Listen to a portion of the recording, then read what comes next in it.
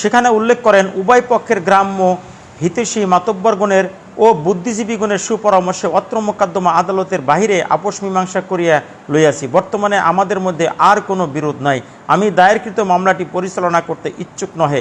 কাজেই অত্র মোকদ্দমা দায় হইতে আসামিগণ খালাস অব্যাহতি পাইলে আমার কোনো ওজোর আপত্তি নাই বিধায় উক্ত মোকদ্দমাটি আমি নিজ ইচ্ছায় প্রত্যাহার করিয়া লইলাম। ইহাই আমার ঘোষণা। পাশাপাশি মেয়ে Lamia Akter Lubna senior judicial magistrate Tangail বরাবর জবানবন্দি দেন। সেখানে উল্লেখ করেন, আমার নাম লামিসা আক্তার লুবনা, আমার বয়স 15 বছর। আসামি সোহাগের সাথে আমার বিগত 1 বছর ধরে সম্পর্ক ছিল। 8/1/2025 তারিখে আমি নিজ বাসা থেকে বের হয়ে সোহাগের সাথে চলে যাই। আজকে পুলিশ নিয়ে এসেছে। সোহাগকে আমি 3 মাস আগেই বিয়ে করেছি। এবার দিয়ে 3য়বার ওর সাথে চলে গেছি। আগেও 2বার সোহাগের সাথে চলে গিয়েছিলাম। নভেম্বর মাসের 1 তারিখে আমরা বিয়ে করেছি। সেই দিনও চলে গিয়েছিলাম তার সাথে। শারীরিক সম্পর্ক হয়েছে। এই আমার জবানবন্দি। এখন আমার মায়ের সাথে যাব। এই কথা লিখে লামিসা আক্তার লুবনা স্বাক্ষর করে পুলিশকে দেয়। পুলিশ সবার সামনে লামিসাকে বাবা মার কাছে তুলে দেয়। এই পর্যন্তই যখন ঘটনাটি ছিল, ঠিক সেই মুহূর্তে টাঙ্গাইল সদর থানায় 1/12/2024 তারিখে লিখিত অভিযোগ ও আদালতের নির্দেশে তদন্ত সাপেক্ষে নারী ও শিশু নির্যাতন দমন আইনে মামলা গ্রহণ করে একটি স্টেনোগ্রাফার PA 22 ধারা মোতাবেক ভিকটিমের জবানবন্দি লিপিবদ্ধকরণের আবেদন করেন।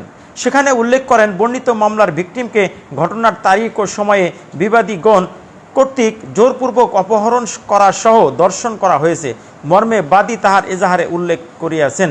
তাই মামলাটি আদালত কর্তৃক লিপিবদ্ধ করা একান্ত প্রয়োজন।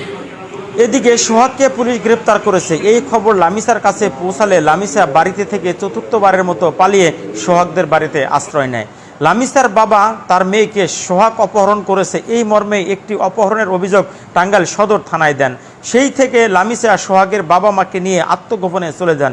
দীর্ঘ 1.5 মাস পর লামিসা দৈনিক সকালের বার্তা 24.com-এর নিকট তার ঘটনাটি তুলে ধরেন এবং বলেন, আমার বাবা মা আমাকে নিয়ে যে খেলা খেলতেছে তা ঠিক করছে না। আমি কলেজ পড়ুয়া একটি মেয়ে, ভালো মন্দ বোঝার ক্ষমতা আমার রয়েছে এবং আমার আসল জন্ম তারিখ গোপন করে আদালতকে ভুল বুঝিয়ে আজকে আমার ও সোহাগের উপর নির্মম অত্যাচার চালাচ্ছে আমার বাবা মা। সোহাগ গরিব ঘরের ছেলে বিদায় মানতে পারছেন না। পৃথিবীতে গরিব ছেলেকে কি কেউ বিয়ে করে না? এমনই প্রশ্ন ছুড়ে দেন লামিসা। লামিসা আরও বলেন, লামিসা আক্তার লুবনা, বাবার নাম আবু শহীদ লোমান, মার নাম পারভিন আক্তার লিজা, বাসা গোসাই বাড়ি কুমুলি। কি হয়েছে আপনার সাথে, কি হয়েছে একটু বলেন তো। নভেম্বর মাসে 5 তারিখে আমরা বিবাহ করি, কোর্ট ম্যারেজ করি। কোর্ট ম্যারেজ করার পরে ওর সাথে আমি চলে যাওয়ার পরে পরের দিন আমার